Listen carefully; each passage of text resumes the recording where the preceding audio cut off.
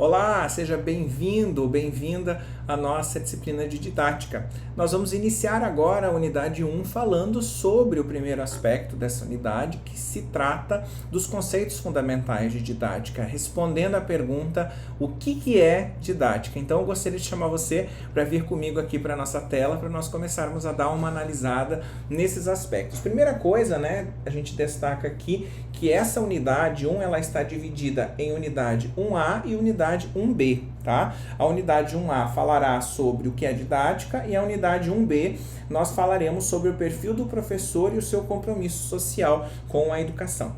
Então, considerando esse primeiro aspecto, a gente tem alguns objetivos de aprendizagem, que estão ligados a compreender, o que é a didática. Deixa eu só mudar a corzinha aqui da minha caneta, compreender o que é didática, conhecer os principais filósofos que contribuíram para a evolução das práticas educacionais ao longo do tempo, identificar como que a didática trabalha dentro do processo de formação de professores, perceber também a diferença entre essas duas concepções, ensino e aprendizagem, elucidar os processos de ensino e fazer a diferença entre pedagogia e andragogia, conhecendo também quais são os seus métodos a nível de trabalhar a andragogia, as técnicas e formas de aprendizagem. E fundamental, o que torna o aprendizado dos nossos alunos mais eficazes no que diz respeito a características dos alunos, dos professores e de cursos específicos. Tá? Então, primeira coisa que nós precisamos elucidar é o que é didática. Quando alguém perguntar para você o que é didática, em linhas muito gerais, o termo didática ele vem do grego de uma palavra que se chama didaktike, que significa a arte de ensinar. Atualmente, diversas são as posições e as definições que são tratadas para a palavra didática, mas quase todas essas trabalham com ela como sendo uma técnica, ciência ou arte de ensinar. Então, a didática ela nada mais é do que a capacidade, a técnica de ensinar. Segundo o dicionário OAIS, a didática ela pode ser aí, portanto, entendida como parte da pedagogia que trata dos princípios científicos que direcionam a atividade educativa, com o objetivo do quê? De tornar essa atividade educativa mais interessante, mais eficiente e principalmente que atinja os seus objetivos traçados. Então a pedagogia, para quem não sabe, o conceito de pedagogia é a ciência ou a arte relacionada a educar, principalmente quando nós falamos a nível de crianças, tá? Pedagogia. Tá? E a andragogia é a educação de adultos, que eu já estou adiantando aqui para vocês o conceito de andragogia. E a didática, é a ciência ou a arte do ensino, ou seja, ela está dentro do processo pedagógico. Dentro da arte da educação, nós temos a arte de ensinar. Portanto, a didática ela está relacionada a esse aspecto. Muito bem. E a didática, até o final do século XIX, ela se baseou quase que de forma exclusiva em princípios ou conhecimentos da área da filosofia, com base, inclusive, em alguns trabalhos de Rousseau, Pestalozzi e de Herbart, que são grandes filósofos, e outros pedagogos que nessa época se debruçavam sobre o conhecimento de como que as pessoas aprendiam, e mostrava-se a ideia bastante avançada, com relação às concepções psicológicas daquele tempo, ou seja, o conceito relacionado à didática estava ligado muito às questões da psicologia, em como que as pessoas aprendiam, e como as pessoas eram capazes de ensinar. E a partir do século XIX, a didática ela passou a buscar concepções também em outras áreas, na área das ciências, com ênfase principalmente na área da psicologia e da biologia, inclusive da psicologia comportamental, de como que as pessoas se comportam frente a determinadas situações nas quais elas estão inseridas. E esses estudos, já no início do século XX, deram origem ao que a gente chama de movimentos de reforma escolar, tanto na América quanto na Europa, porque reconheciam a limitação da nossa arte de ensinar, da nossa didática, na sua forma tradicional, que é o que a gente chama daquela educação onde os professores transmitem o conhecimento para os alunos. Nós já vamos falar sobre cada uma das abordagens, tá? Que a gente trata a educação, mas basicamente essa abordagem tradicional, ela foca nesse sentido, ela foca na transmissão do conhecimento para os alunos, né? Os alunos são receptivos passivos, ou seja, aqueles que recepcionam o conhecimento transmitido pelo professor. Ao mesmo tempo em que buscavam, portanto, aí uma educação que contemplasse os aspectos também psicológicos envolvidos no processo de ensino e de aprendizagem. Certo? Então, a ideia foi que durante o século XIX nós tínhamos muito essa concepção da educação tradicional e a partir do século XX começamos a perceber a importância de pensar em outras abordagens que não essa abordagem onde o professor transmite apenas o conhecimento para os alunos. Então, entre meados de 1950 e até 1970, o ensino da didática ele passou a priorizar técnicas, né, e métodos de ensino com a finalidade de garantir o quê? A eficiência no processo de aprendizagem dos alunos e tentando definir aquilo que a gente chama de uma neutralidade científica, ou seja, não tendo dentro dos contextos escolares posicionamentos por parte dos professores. Os professores eles transmitiam o conhecimento sem aquela pegada crítica, né, voltada simplesmente para a neutralidade científica. Nessa abordagem, o tecnicismo, ou seja, a técnica passou a ter uma importância, né, fundamental nesse modelo educacional em questão e, consequentemente, no ensino da didática. Tanto é que nós tivemos o surgimento de muitas escolas técnicas e profissionais nessa época que se baseavam exatamente nesse contexto de formar pessoas para o trabalho, formar pessoas como reprodutoras de situações que já existiam previamente e que não eram pessoas que deveriam desenvolver o senso crítico, mas sim aquelas pessoas que deveriam reproduzir os valores dominantes da sociedade. Então a didática, ela enfatizava o quê? Ela enfatizava como os professores deveriam elaborar os seus planos de ensino, como que eles deveriam tratar os objetivos instrucionais, de como melhorar o processo de instrução dos seus alunos, como selecionar melhor os conteúdos, como expor melhor esse conteúdo para os alunos e como conduzir os trabalhos em grupo e usar tecnologias a serviço dessas eficiências básicas para a atividade educativa. Então, o contexto aqui que nós temos é um contexto de transmissão realmente de conhecimento. Durante muito tempo nós tivemos aí uma educação que era o que Paulo Freire também chamou de educação bancária. O que é uma educação bancária? Uma educação onde o professor transmite o conhecimento e os alunos recebem esse conhecimento. Por que a palavra bancária aparece aqui? Porque é como se nós estivéssemos em um banco depositando dinheiro, né? Nós estamos, ou seja, depositando conhecimento na cabeça dos nossos alunos. Consequentemente, esse depósito que é feito de forma parcial, ou seja, de passo a passo, né? De forma a cumprir aí uma colocação de conhecimentos de forma acumulativa, vai fazer com que lá no fim eu tenha um conhecimento maior, né? Ou seja, assim como no banco, né? Quanto mais os depósitos que eu faço, mais faz com que eu, ao final, tenha um valor disponibilizado lá na minha conta poupança maior, né? Então, a ideia de educação bancária é essa, né? Essa educação voltada aí para a recepção do conteúdo por parte dos alunos enquanto sujeitos passivos, ou seja, o que é um sujeito passivo? Um sujeito que só recebe a informação pronta, não tem a capacidade, não tem a necessidade de desenvolver o senso crítico com relação ao conteúdo que ele está aprendendo, né? Então, durante muito tempo foi assim. Aí, na sequência, o que nós temos? Nesse sistema, a didática passou a ser visualizada como um conjunto de estratégias com o objetivo de proporcionar o quê? Produtos educacionais, ou seja, pessoas que eram colocadas como produtos, né, de conhecimento, a partir do conhecimento que adquiriram no mercado para serem utilizados como mão de obra, né? Apesar dos estudiosos da área educacional insistirem na importância relacionada à aquisição de habilidades e conhecimentos pedagógicos pelos professores também em nível de graduação, muitos professores universitários não vinculam ainda a importância da didática à formação.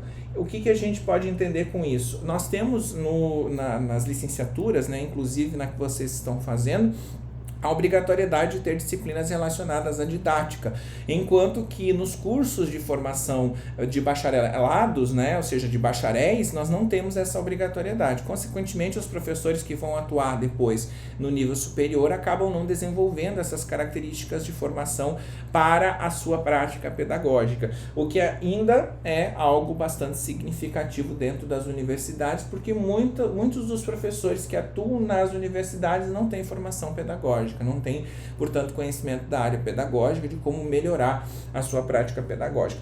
Isso reflete-se também na constatação de que grande parte dos professores universitários, como já falei, não tem preparação pedagógica. Tanto é que existem agora cursos que a gente chama de formação pedagógica para esses profissionais que sejam formados nas áreas de bacharelado, exatamente para que eles possam se munir desses ferramentais. Porque, como a gente sabe, existem muitos professores universitários que são muito detentores de conhecimento técnico-científico, mas que têm uma dificuldade muito grande a nível didático de, portanto, mediar o conhecimento junto aos estudantes, né? Então, a gente precisa tentar, talvez, responder, né, com relação aqui a nossa pergunta principal. O que eu faço? Eu ensino? Eu trabalho com ensino ou trabalho com aprendizagem, né? Afinal de contas, a gente se dedica mais ao ensino do conteúdo da nossa disciplina ou no aprendizado que o nosso aluno vai obter a partir desse conteúdo que foi ensinado.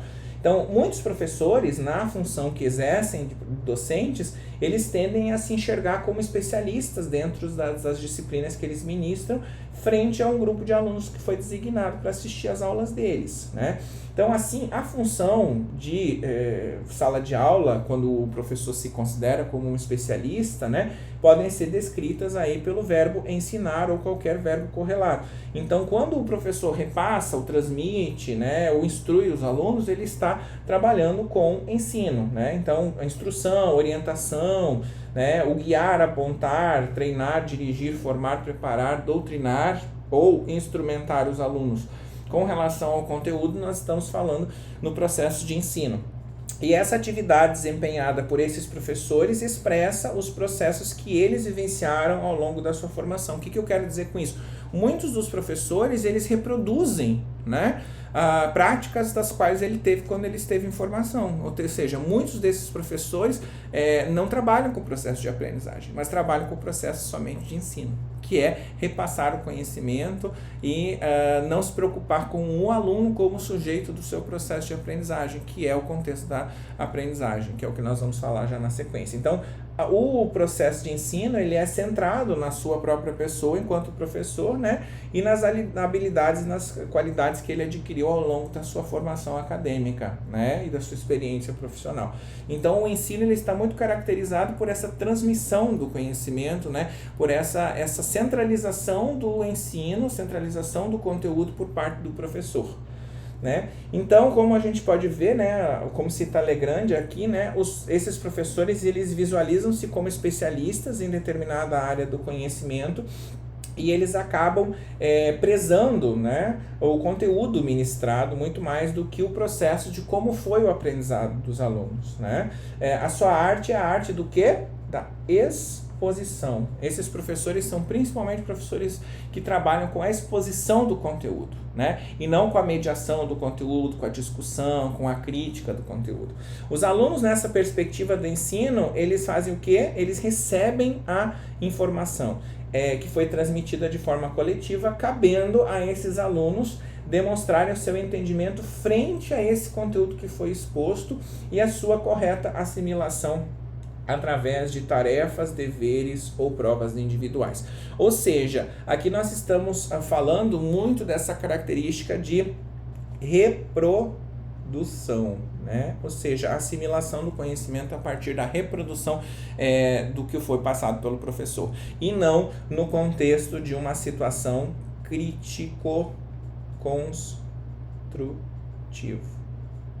tá? De uma perspectiva crítico-construtiva, né? No sentido dele discutir o conteúdo, por que que é isso, ou problematizar esse conteúdo, né? O porquê que nós estamos discutindo isso, o porquê que o resultado é esse, como que nós chegamos nesse resultado, o que faz com que esse resultado seja esse, sempre vai ser esse resultado. Então são questões que a gente precisa fazer e não simplesmente trabalhar apenas com a reprodução, que muitas vezes a gente acaba trabalhando quando a gente foca somente na perspectiva do ensino, né? Por outro lado, como vocês podem ver, existem professores que enxergam os alunos como sendo o quê? Os principais protagonistas no processo de educar. E esses docentes, eles se preocupam em identificar as aptidões dos seus alunos, quais são as necessidades que esses alunos têm, quais são os seus interesses, com o objetivo do quê? De auxiliar esses alunos no desenvolvimento de habilidades novas e na modificação de comportamentos e atitudes, ou mesmo na busca de novos significados nas pessoas, nas coisas, nos fatos. Então aqui nós estamos falando de uma educação problematizadora, que mais problematiza do que traz respostas prontas, que é esse o conceito que nós queremos trazer aqui quando a gente fala, principalmente nessas perspectivas e nessas abordagens mais atuais da educação, que é a capacidade de problematizar muito mais do que trazer respostas prontas por parte dos nossos estudantes, que eles sejam capazes de perguntar muito mais do que responder, né? De perguntar por que que é isso, o que que faz isso ser assim, porque o conhecimento ele vai sendo ampliado e vai se disseminando quando a gente consegue problematizar as situações e não aceitar as situações no contexto em que elas são dadas a nós, né?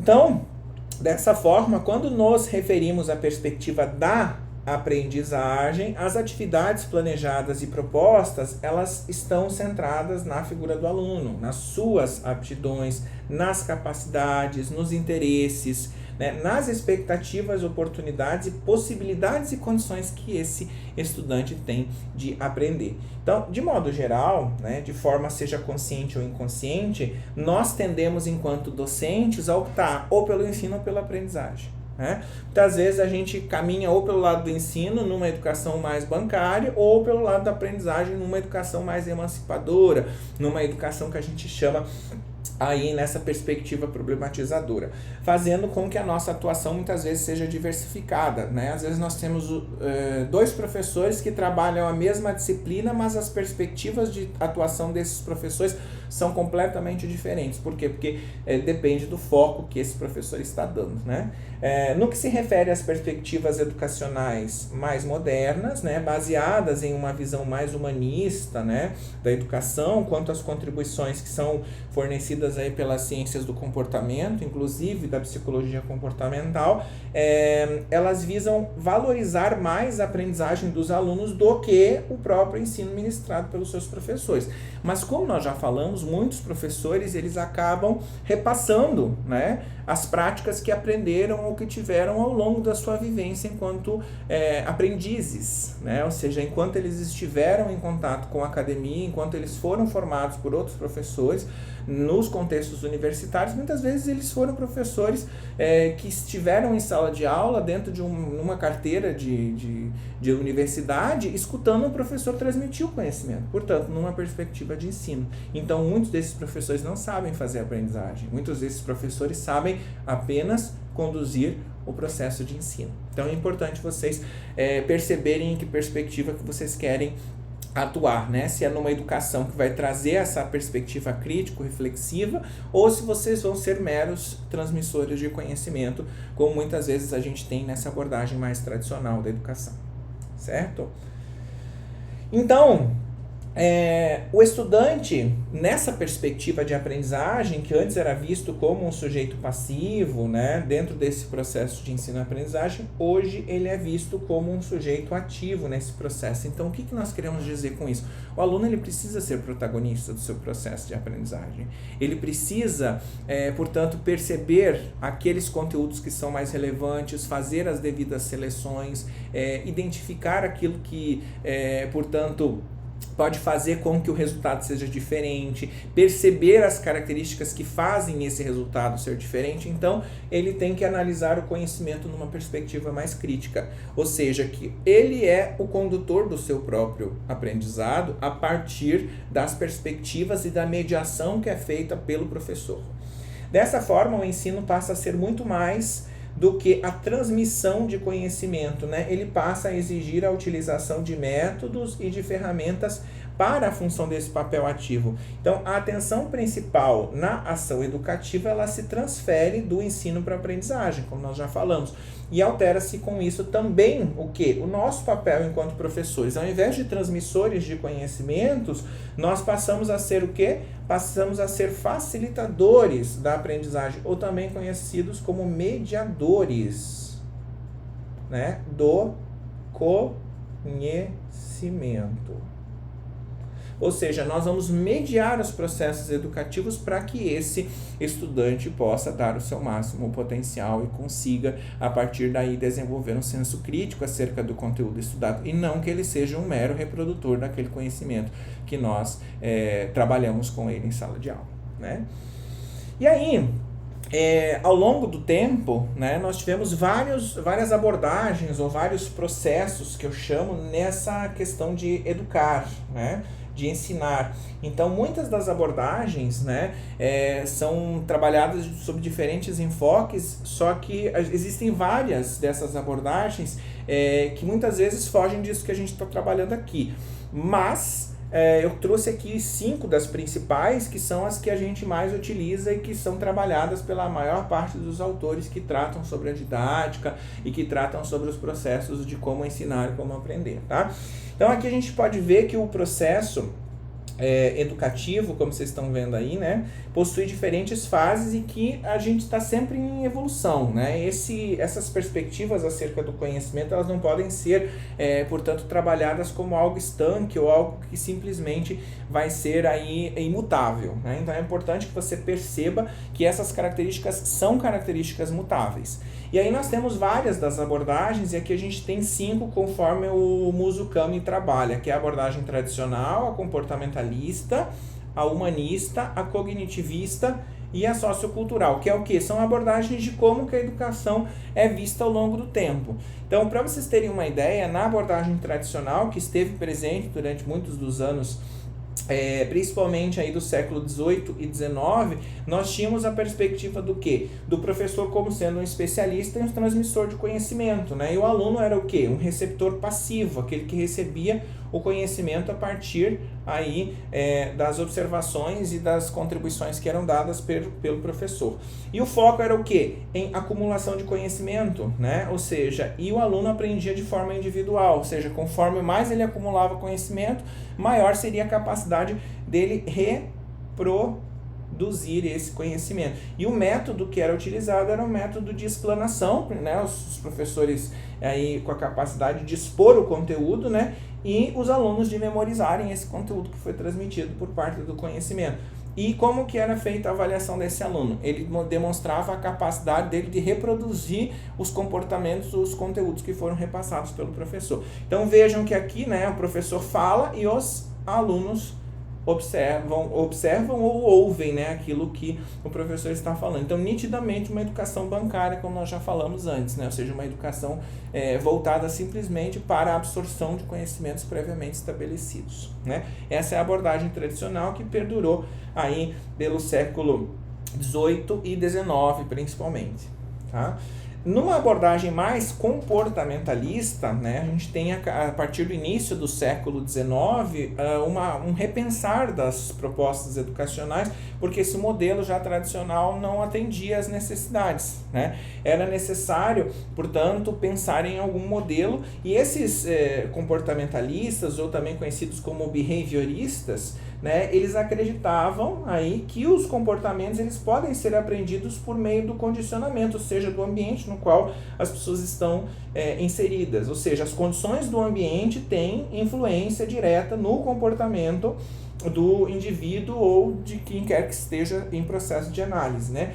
Então, o conhecimento ele resulta da experiência desse contato com o indivíduo e com o meio, né? Que ele tá, e esse comportamento dele é adaptável a esse meio no qual ele está inserido. Inclusive, nós temos esses dois autores aqui, que é o Watson e o Skinner, que trabalham de forma muito bacana dois conceitos aqui que a gente chama de condicionamento clássico e condicionamento operante, né? O condicionamento clássico, vou até colocar aqui do lado, ó, condicionamento clássico, depois você dá uma olhadinha lá, e condicionamento operante, desculpe a letra, tá?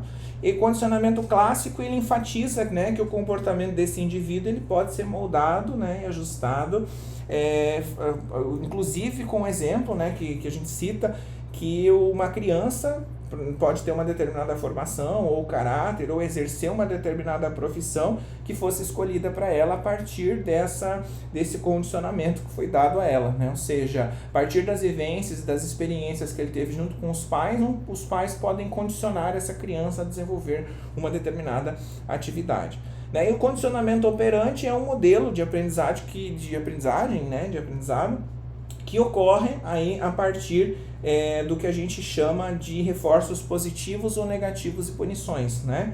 O Skinner, que foi quem desenvolveu esse conceito, né, mostra, por exemplo, né, que o comportamento ele é reforçado através das suas próprias consequências. O que eu quero dizer com isso? Então, o indivíduo ele vai buscar sobreviver, se proteger, se autorrealizar, né, entre outras ações que ele desenvolve no decorrer da sua vida, né, conforme sente necessidade, e à medida que ele alcança esse objetivo, ele vai desenvolver comportamentos que se repetem, né? E esse mecanismo de repetição, ele é chamado de mecanismo operante, de conhecimento ou condicionamento operante, sendo que se for seguido de um reforço positivo, por exemplo, ele fez alguma coisa e recebeu um prêmio em relação ao que ele fez, o que ele vai fazer? Isso vai fazer com que ele repita aquela situação, né? Ou seja, aumente a possibilidade dele fazer a repetição daquela situação colocada. E se ele receber o que a gente chama de um reforço negativo ou uma punição, ele tende a se condicionar, né, a não fazer novamente aquela situação, não tomar a atitude novamente. E a gente pode pensar isso no exemplo de uma criança, né? Se você, por exemplo, vê uma criança fazendo alguma coisa errada, né? E você toma uma atitude de repreensão, onde você, sei lá, fala mais alto com a criança, ou se porventura você coloca a criança numa condição em que ela percebe que ela fez algo errado, aquela percepção daquele erro faz com que essa criança não volte a cometer esse mesmo erro ou diminua a probabilidade dela correr, porque ela percebe que esse reforço é um reforço negativo, ou seja, você está dando aí condições, né, de informar que aquilo não deve ser uma atividade executada, né? E isso vale no contexto educacional também. Uma criança, por exemplo, que recebe uma nota baixa, né, em uma determinada disciplina, ela consegue perceber que ela precisa estudar mais para poder tirar uma nota melhor. Então, a punição por ter tirado uma nota baixa acaba fazendo com que ela não adote o mesmo comportamento de desleixo no momento de estudar, para que ela possa adquirir uma nota melhor na próxima avaliação. Então,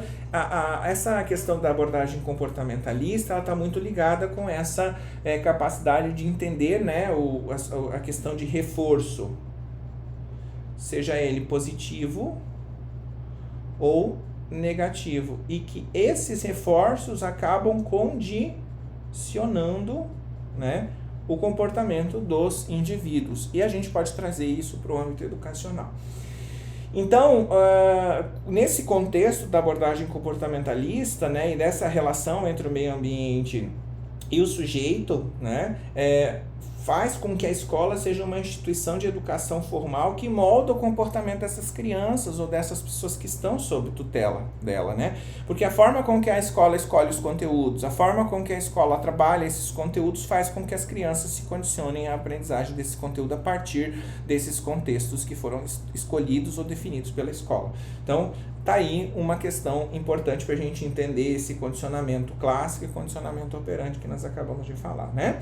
E aqui nós temos dois teóricos chaves que valem muito a pena serem lidos, tá? O Watson e o Skinner, principalmente Skinner, né, que trata do condicionamento operante e traz essa abordagem voltada para a escola. Então fica aqui também a dica para vocês. E o método de avaliação, né, é através do reforço e da modelagem do comportamento para que não ocorram situações novamente de punição ou de reforço negativo, como eu citei antes o exemplo do aluno que tirou nota baixa, tá certo?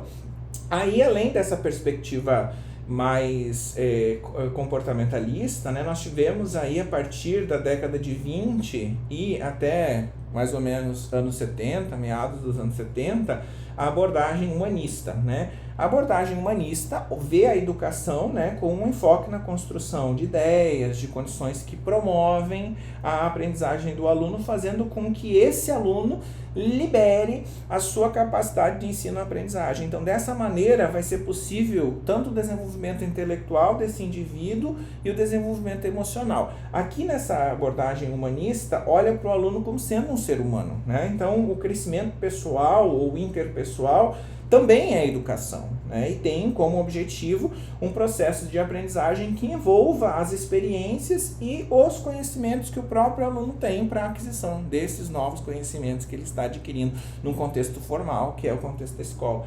Então, aqui o foco é o desenvolvimento da personalidade do aluno, né? Enquanto indivíduo, né? Que se relaciona e que é um ser humano e que se interrelaciona aí, portanto, a nível emocional, interpessoal, com outros indivíduos, né? E o professor, ele acaba sendo entendido aqui como um facilitador do processo de aprendizagem. Quem é um dos principais teóricos aqui é o Carl Rogers, tá? E o conteúdo, né, a partir dessa abordagem, ele surge baseado no quê? Na experiência que os alunos têm. Então, quando nós vamos ensinar um novo conteúdo, a gente olha para as experiências que os nossos alunos têm e tenta o quê? Fazer a conexão, né, entre a experiência e entre esse conhecimento que está sendo ministrado, que está sendo trabalhado em sala de aula. Então, essa é a ideia dessa abordagem mais humanista, fazer essa relação, né, entre as experiências do aluno e o conteúdo que ele está estudando. E a escola, ela vai prover o quê? Condições para que o aluno se sinta autônomo em relação ao conhecimento, para que ele consiga desenvolver o conhecimento a partir das conexões que ele faz com os conhecimentos prévios que ele já tem, tá? Além dessa abordagem, nós temos, depois, né, da abordagem aí humanista, a abordagem cognitivista, né, que ela surge a partir da década de 50 e 60, né, e que ela diz que o que é a cognição? A cognição é a aquisição de conhecimentos, né, que a abordagem aqui ela faz com que o conhecimento ele acabe sendo uma interação entre o sujeito e o objeto. Quando que eu adquiro o conhecimento? De forma interativa, quando eu me relaciono com o objeto que eu estou estudando. Quando eu estou relacionando esse objeto e consigo me identificar com esse objeto.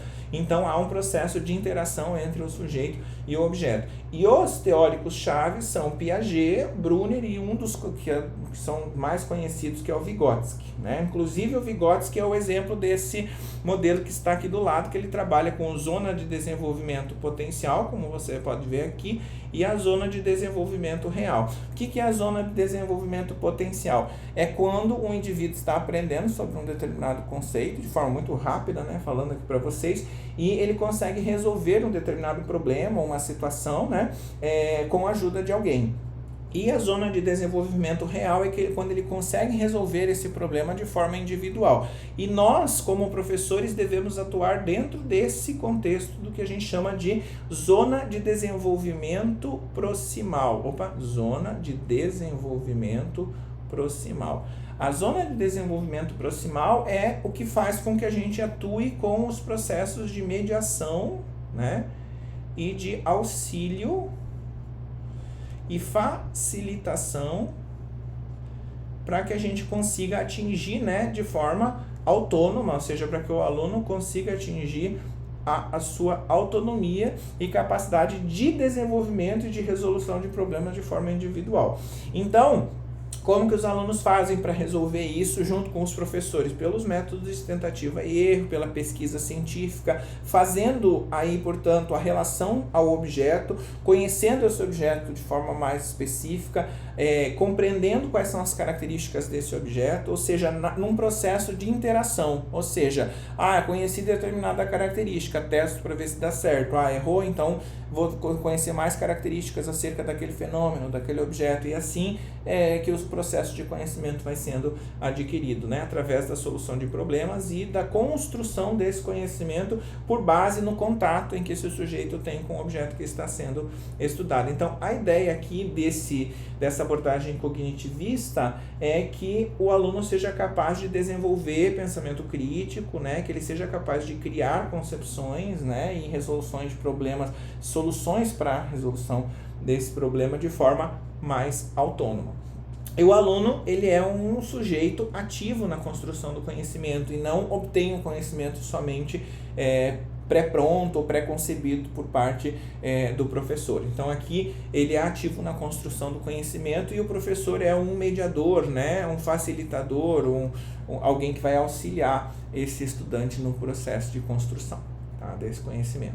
Essa abordagem cognitivista ela já vai trazendo, né, mais perspectivas voltadas aí para essa ideia que nós temos de escola atualmente, que é essa ideia do professor enquanto mediador do conhecimento, enquanto facilitador, né? E uma das abordagens mais atuais e que talvez seja uma das abordagens mais conhecidas é a abordagem sociocultural. Como a gente pode ver, né, quando a gente fala sociocultural, sócio está falando em sociedade, né, e cultural está falando em cultura, né?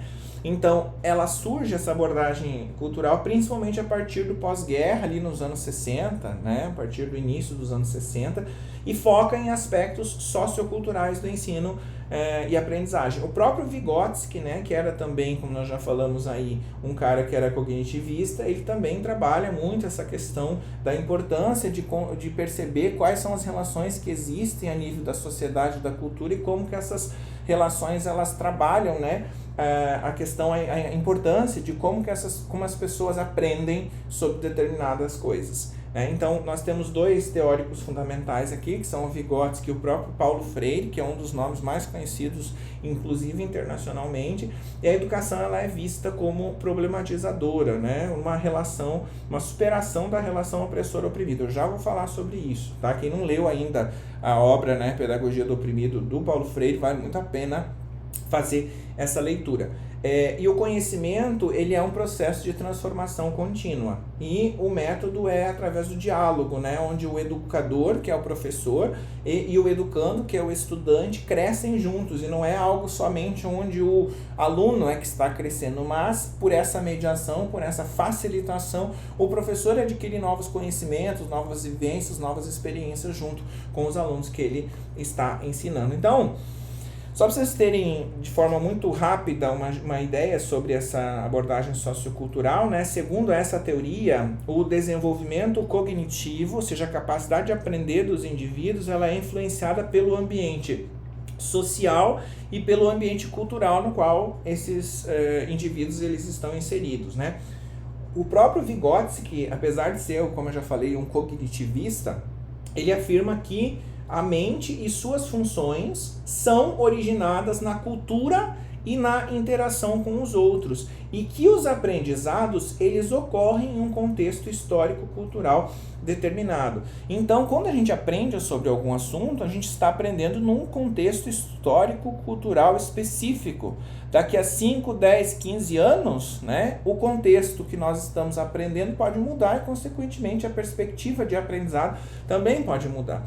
Na obra que eu chamo a atenção, né, que é a Pedagogia do Oprimido, né, o Paulo Freire ele busca refletir acerca de como que nós, na educação escolar, né, especificamente na escola pública, e ele trabalha muito com a concepção de educação de jovens e adultos, né, que é também conhecida como EJA, né, como que normalmente essa educação, que é essa educação básica, ela está organizada para reproduzir, né? Ou seja, nós, quando aprendemos, acabamos sendo reprodutores dos processos de dominação que existem dentro da nossa sociedade.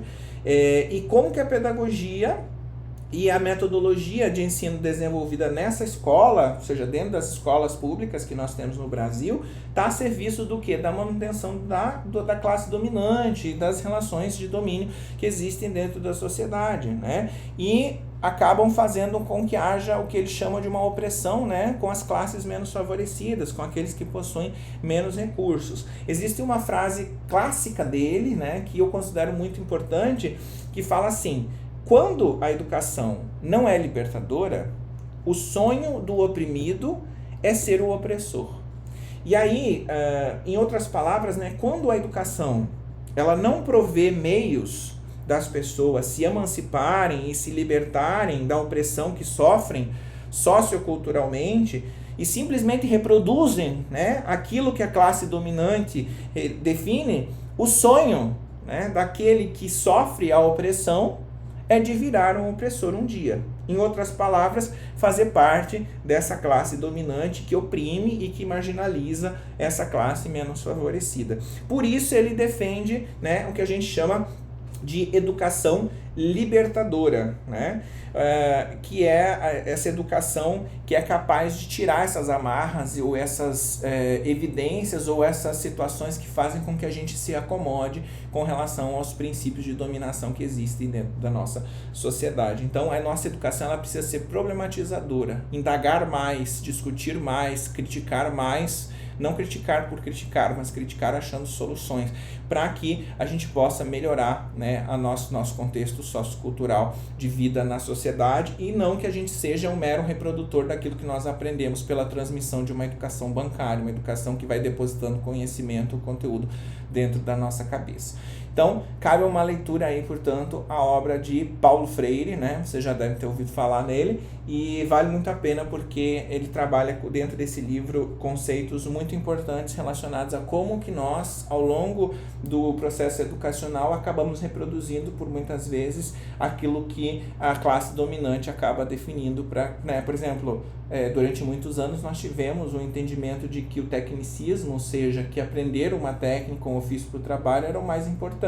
Tanto é que a gente prepara muitas pessoas para serem operários dentro de empresas ou de indústrias para trabalhar para que essa classe dominante continue lucrando e faturando. Mas a gente prepara essas pessoas também para serem empreendedores, né? Agora que nós colocamos nos currículos da base comum, né, informações ou questões que são importantes acerca desse processo, né, de empreendedorismo dentro das escolas.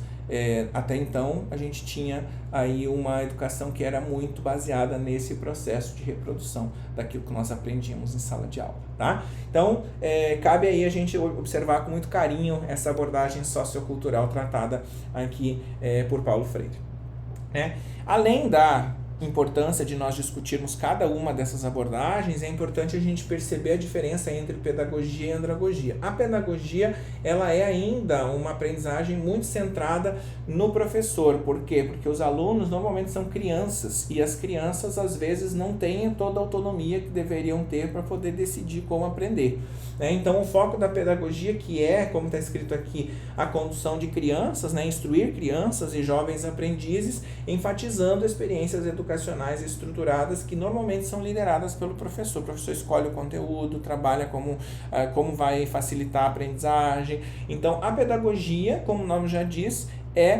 portanto, a aprendizagem voltada para as crianças, a condução das crianças e a instrução delas no contexto escolar. E já a aprendizagem centrada no adulto, né, é o que a gente chama de andragogia, né, que é a ciência de orientar adultos a aprender. Professor, mas por que eu vou aprender sobre a educação de adultos se eu vou dar aula para o ensino fundamental, para o ensino médio? Porque você possivelmente vai pegar algumas turmas de educação de jovens e adultos algum dia, que são aquelas pessoas que não concluíram o ensino fundamental ou o ensino médio dentro do período regular de educação. E aí acabam frequentando as aulas a partir ali, por exemplo, no caso de quem do ensino médio, né, a partir dos 18 anos, a gente considera os alunos como alunos da educação de jovens e adultos. E aí, educar alunos de educação de jovens e adultos é diferente de educar alunos que estão em fase regular, né? Porque existem algumas características que fazem com que esses alunos tenham diferentes formas de aprender, né? Enquanto a gente trabalha com um aluno que é mais voltado lá no período regular da escolarização, que é mais voltado para essa aprendizagem, como a gente vê liderada pelo professor, onde o professor define a metodologia, define como que ele vai, portanto, atingir o conteúdo, ou muitas vezes baseada nessas experiências educacionais que já existem com alunos daquela mesma faixa etária. No caso da andragogia, que é a educação de jovens e adultos, né, e a educação de adultos propriamente dita, a gente tem algumas características que precisam ser consideradas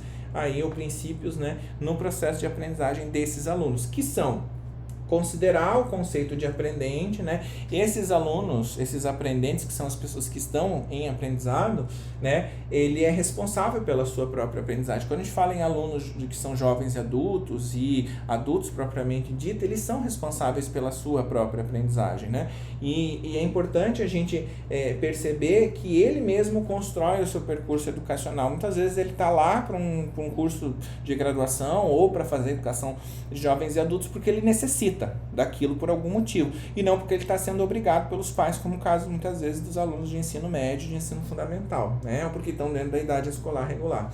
Então, e muitas vezes esses alunos de educação de jovens e adultos, e também alunos que são adultos, eles possuem uma necessidade de conhecimento, então eles têm autocompreensão, que eles compreendem a necessidade e a importância deles adquirirem aquele conhecimento naquela fase na qual eles estão, né? E eles têm responsabilidade, assumem o processo de responsabilidade da própria aprendizagem, muitas vezes algo que não assumem os alunos do ensino regular, né? Que estão lá no ensino fundamental e no ensino médio, e possuem principalmente motivação interna para o desenvolvimento contínuo. Por quê? Porque ele quer buscar pelo saber, porque ele vai ter algum benefício que vai ser atribuído a ele se ele buscar esse saber ou esse conhecimento que ele está adquirindo, né? E aí, essas motivações para aprender são muitas. Podem ser motivações externas, que são oportunidades de trabalho, aumento salarial, né? Podem ser motivações internas de crescimento pessoal, para ele se sentir, né, mais estimado, mais reconhecido, né, ter autoconfiança com relação a si próprio, e também um autoimpulsionamento, que é a vontade própria, né, como motor de aprendizagem, ou seja, ele quer se impulsionar para que ele possa adquirir algum tipo de benefício ou ter satisfeito alguma necessidade no futuro, né? E esses alunos, que são alunos de educação de jovens e adultos, que são adultos, têm vivências ou uma bagagem de experiência anterior que precisa ser considerada nesse processo de aprendizagem, né?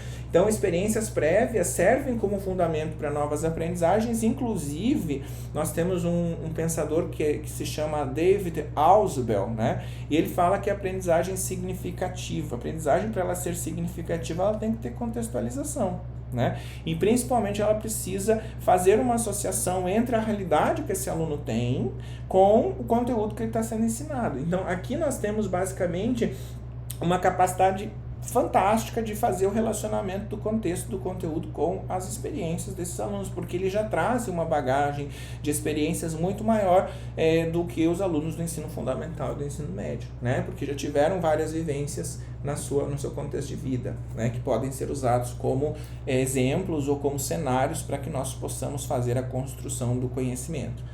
Valorização e compartilhamento, né? Experiências dos aprendentes são valorizadas e compartilhadas, né? Porque a gente precisa valorizar e principalmente usar elas como exemplo no sentido da construção crítica do conteúdo, né?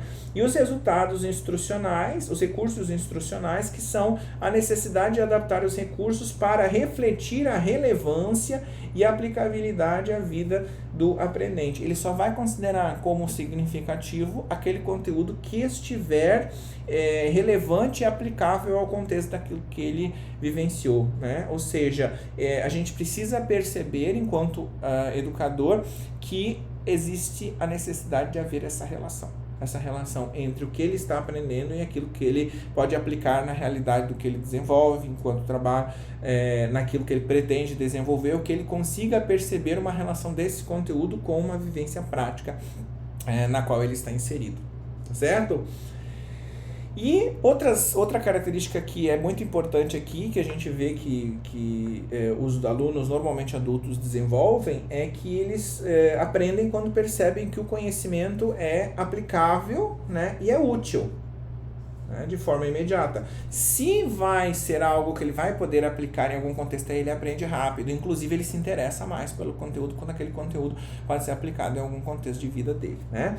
E ele foca nos conteúdos, né, que melhoram aspectos significativos da sua vida. Quando ele consegue perceber que aquilo vai alterar de alguma forma positiva o contexto de vida dele, ele considera aquilo como algo importante. Então, os alunos adultos, eles selecionam os conteúdos e consideram os conteúdos mais relevantes, aqueles que têm maior significância para a vida deles, né? E também há uma resistência maior a aprendizagens impostas. Já com os alunos do ensino fundamental e médio, que estão em período regular, esses alunos, eles aceitam muitas vezes imposições dadas pelos professores, porque eles sabem que o professor é quem está dentro de sala de aula e muitas vezes é o responsável pela sala.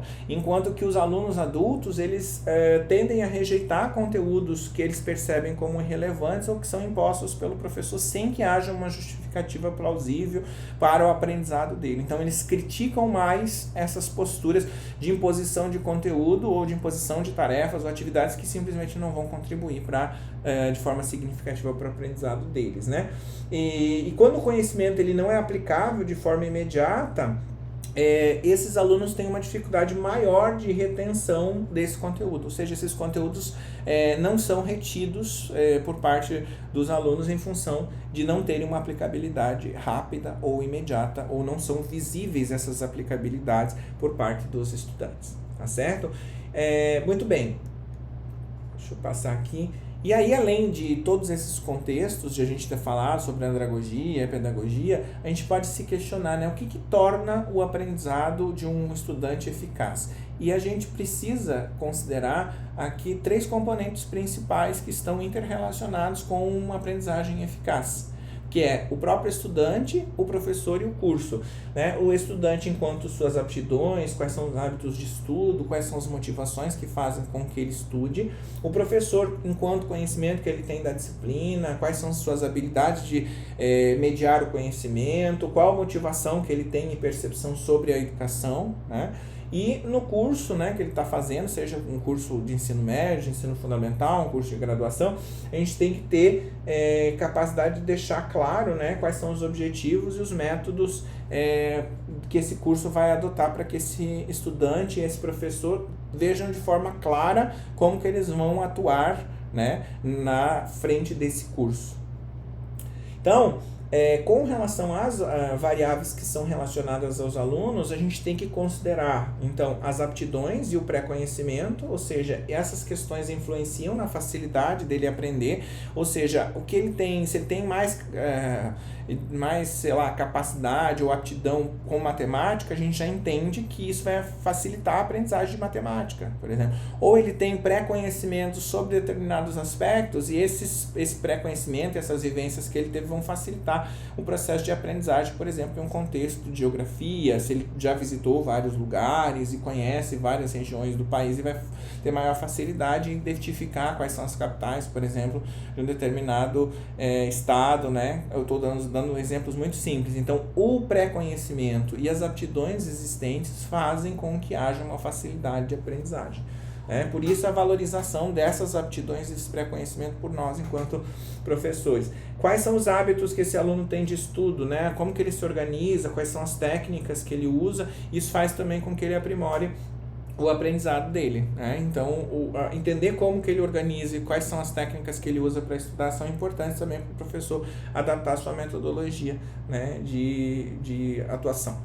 E a motivação também, né, que é um impulsionador essencial na busca ativa do conhecimento. O que motiva esse aluno a aprender sobre aquele conteúdo, né? Porque se ele não vê importância naquele conteúdo, ele não vai se sentir motivado. E eu sempre digo para os alunos que a motivação é algo intrínseco, é algo próprio da gente. O que um professor pode fazer é cutucar, impulsionar a motivação, mas a motivação ainda acaba sendo algo intrínseco, né? Você é que define se você vai se sentir motivado ou não, mas claro que existem capacidades ou características que podem servir, né, de influência para você se motivar, né? Tudo bem, e com relação ao professor, né, o que a gente precisa considerar quando a gente fala de um aprendizado eficaz? O professor, para que a aprendizagem ela seja eficaz para o aluno, o professor tem que ter domínio de conteúdo, né? Ele é essencial que ele transmita com confiança e com clareza o conteúdo que ele está trabalhando, né? E que ele tenha habilidades pedagógicas, que seja capaz de engajar, de explicar, de motivar, de fazer as relações que são necessárias com relação ao conteúdo, né? Fazer as relações tanto a nível teórico quanto a nível prático. E motivação e percepção, né? Ou seja, esse professor ele tem que ter a paixão pelo ensino e uma visão positiva da educação, né? O Paulo Freire, cito ele, né? Ele sempre disse que educar é um ato de amor, né? Então, os professores precisam ter amor pela educação, precisam gostar daquilo que fazem, né? Então é nesse sentido que a gente precisa perceber esses aspectos aí, com relação ao aprendizado eficaz na perspectiva do professor. E por fim, né, variáveis relacionadas ao curso que nós estamos trabalhando, né? Nós podemos ter, para que o aprendizado ele seja eficaz, ou seja, ele atinja, porque a palavra eficaz, né, eficácia, está relacionada com atingir resultados, para que ele seja realmente algo frutífero, que vá trazer resultados para o aluno. Os cursos que a gente está frequentando, seja ele um curso regular, seja ele um curso de graduação, precisa ser, os objetivos desse curso têm que ser relevantes para a formação dele, devem ser claros e devem ser alcançáveis, para que ele se sinta motivado a alcançar a finalização desse curso. Tem que haver uma estrutura coerente que facilite a aprendizagem a nível da organização do curso, não pode ser algo completamente bagunçado, desorganizado, né? Que os materiais de apoio e as tecnologias educacionais sejam adequadas para que ele sinta, né, o aluno lá consiga ser motivado. Isso aqui é fundamental. Ele precisa ter os materiais de apoio, ele precisa ter, portanto, não ficar só com o conteúdo que foi trabalhado com o professor em sala de aula, em uma aula expositiva, muitas vezes, né? E também não adianta nós termos tudo isso que nós falamos aqui anteriormente, mas ter salas completamente lotadas onde não há possibilidade de diálogo entre o aluno e o professor, né? E o tamanho da turma afeta a atenção individual e a dinâmica de aprendizagem. Por quê? Porque você não vai poder dar atenção muitas vezes para os alunos, e é isso que acontece muitas vezes nas nossas turmas, né, do ensino fundamental e do ensino médio, que são salas que tem para 30, 40 alunos, né, e a gente acaba tendo às vezes 1, 2 tempos de aula na semana, não conseguindo fazer o atendimento mais individualizado, e o restante que sobra muitas vezes dos professores, falando a nível de estado e de município, são para o planejamento de aula, né, e o restante do tempo os professores estão dentro de sala de aula, o que é bastante trabalhoso, obviamente, né, e acaba não dando essa possibilidade de diálogo muitas vezes necessária com os alunos em turma ou fora dela, né. Então, outras questões que são importantes aqui, que eu acho que é importante nós trazermos, são algumas estratégias para um aprendizado eficaz, né? É importante que a gente faça a integração de teorias e prática. Então, a aplicação prática do conhecimento teórico faz com que haja uma aprendizagem mais significativa, né? Como vocês podem ver aí. Feedback construtivo. Fazer avaliação por fazer avaliação, né? Por que eu estou fazendo a avaliação? Então é importante que o aluno retorne, tenha esse retorno sobre a avaliação, né? As avaliações e feedbacks regulares fazem com que você consiga guiar um processo de aprendizado mais efetivo, e não que seja uma avaliação somente para identificar nota, mas seja uma avaliação que realmente vá trazer ao teu aluno, né, condições de ele progredir a nível do conhecimento que foi passado, né, que foi mediado. O ambiente também de aprendizagem, o local de aprendizagem, né, que seja algo positivo, um espaço acolhedor, estimulante para os alunos, não que seja um local onde os alunos vão já com a ideia de que se não cumprirem vão ser punidos, e que seja uma rigidez, uma falta de flexibilidade, digamos assim, por parte dos professores em condição de aprendizagem. Então é importante que a gente desenvolva, né, um espaço estimulante, acolhedor, para que o aluno desenvolva o seu potencial de criatividade, de criticidade e de aprendizagem como um todo. E adaptação às necessidades dos alunos, né, reconhecimento e ajuste às diferenças individuais, para que a gente possa promover equidade, né? A gente tem alunos dos mais diferentes tipos, né? Aquilo que pode funcionar como metodologia para um aluno pode muitas vezes não funcionar para outro. E E aí a gente precisa ser capaz de desenvolver, né, e adaptar a nossa metodologia a essas necessidades, né? Porque muitas vezes a gente fala, não, vamos incluir os alunos, e aí a gente inclui fazendo isso aqui, fazendo igualdade, né? Vou dar uma mesma oportunidade para todos os alunos, porque aí todo mundo vai estar com condições de aprendizagem igual. Na verdade, você não está promovendo uma aprendizagem igual, porque um aqui, como vocês podem ver, está conseguindo visualizar o outro lado do muro, né? A outra ali está conseguindo, mas de forma ainda muito dificultosa. E o outro sequer consegue, por quê? Porque está na cadeira de rodas. Então, muitas vezes, quando você dá o mesmo método para todo mundo, achando que você está promovendo a igualdade, você está, na verdade, promovendo, né, a desigualdade e não promovendo a equidade. A equidade é adaptar as necessidades dos alunos no processo de ensino-aprendizagem, como é o caso que está aqui, né? Um deles não precisa de caixa, né? Então eu não preciso trabalhar de forma tão específica com esse aluno um determinado conteúdo. Já a outra, que tem mais dificuldade, já tem que enfatizar mais alguns aspectos. E o que tem maior dificuldade ainda tem que ter algum tipo de esforço, né? De reforço escolar, qualquer coisa assim. E aí é importante a gente perceber essas diferenças para garantir um espaço mais equitativo, muito mais do que o espaço igualitário, tá? Então, lembrando de trazer esses conteúdos e principalmente reforçar essas posições, né? Inclusive que as crianças e os jovens que estão em sala de aula percebam, né, o que é equidade em sala de aula, que eles consigam perceber que existem alunos com diferentes necessidades, que essas necessidades precisam ser aí respeitadas e atendidas, né? Considerações finais sobre essa questão do aprendizado, né? A eficácia do aprendizado, ela vai depender da sinergia entre o estudante, entre o professor e o curso, né? Então a gente vai ter aqui o estudante, vai ter aqui o professor e vai ter aqui o curso, né? Então nós teremos aqui, né, ó, é como se a gente estivesse fazendo assim, né? Ou seja, nós teremos aí uma sinergia dessas três estruturas, né, desses três condicionantes. Não dá para fazer um curso só baseado nas competências do professor. Não dá para fazer com que a aprendizagem aconteça só olhando para o estudante. Ou não dá para fazer com que a aprendizagem aconteça somente por professores qualificados ou que tenham uma metodologia de ensino muito boa, né? O que a gente precisa considerar é o todo, né? A sinergia entre estudante, entre professores e entre o curso que esses estudantes estão fazendo, né? Se esse curso também não é bem organizado, não adianta ter professores excelentes e estudantes comprometidos se o estudante fica perdido e não sabe o que vai estudar porque não tem organização, né? Então é importante a gente olhar para esses aspectos aí também. Flexibilidade e adaptação, capacidade de ajustar os métodos e abordagens conforme as necessidades dos alunos e as demandas do assunto, do conteúdo que está sendo trabalhado, e engajamento ativo, né, que é a capacidade de encorajar a participação dos alunos para uma experiência de aprendizado mais rica e mais profunda, né? Não acreditar que o conhecimento é algo pré-concebido, mas fazer a construção desse conhecimento a partir do engajamento ativo desses estudantes para que eles tenham uma experiência de aprendizado mais enriquecedora, né, que realmente faça com que eles se sintam aí como protagonistas, se sintam participantes desse processo de construção do conhecimento, né?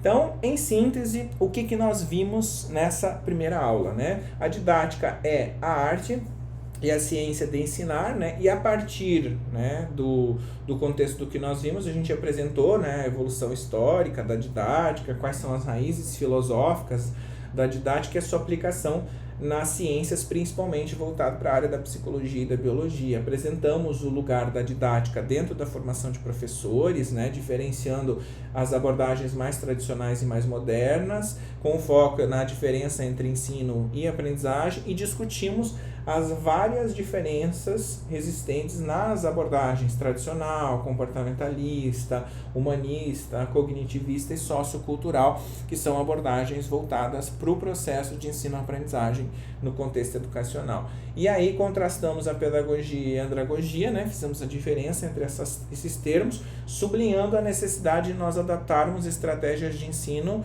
principalmente para os adultos, né? Enfocando nos conceitos relacionados ao aprendente, a importância da motivação, a valorização das experiências prévias que esses estudantes têm e a prontidão para o aprendizado, porque eles visualizam a oportunidade de benefícios futuros a partir desse aprendizado. E por fim, analisamos, né, o que torna o aprendizado eficaz, apontando a relação entre as variáveis aluno, professor e curso e ressaltando, né, a necessidade de estratégias pedagógicas que promovam um ambiente mais inclusivo de aprendizagem, que faça com que esse espaço seja mais motivador e adaptável a essas necessidades aí, portanto, dos estudantes.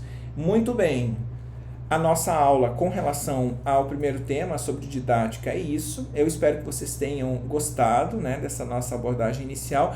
Essa aula não se resume a todo o conteúdo que foi disponibilizado para vocês lá na sala de aula. Vocês devem verificar o material base, o texto base, fazer a leitura desse material e também procurar concepções e informações acerca do processo de ensino-aprendizagem com relação a essas teorias que nós abordamos aqui em outros materiais. Podem pesquisar as teorias que falam sobre cada um desses autores que eu mencionei nessa aula e também para vocês se aprofundarem e conhecerem mais sobre a obra de cada um desses autores, tá? Eu vejo vocês aí, portanto, na próxima aula e até a próxima. Um grande abraço.